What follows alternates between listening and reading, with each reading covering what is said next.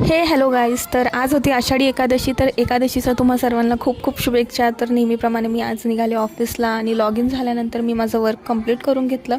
त्यानंतर तुम्ही पाहू शकता आज मी ही कुर्ती वेअर केली आहे, म्हणजे कोणतंही नाही का फॉर्मल वेअर नव्हतं केलं. मी आज ही कुर्ती घातली आहे जी मी ऑनलाईनच घेतलेली आहे.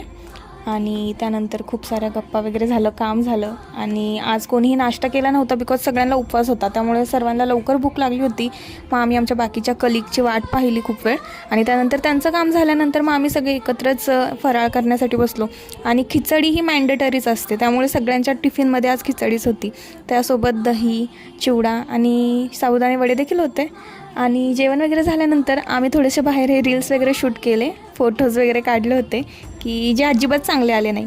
आणि तुम्ही पाहू शकता आज ऑफिसमध्ये एक छोटंसं गोंडस बाळ आलं होतं की जे माझ्या कलिगच्या बहिणीचं बाळ आहे. आणि ते खूप मस्तीखोर होतं, खूप मस्त. सगळ्यांनीच त्याच्यासोबत खूप मस्ती घातली.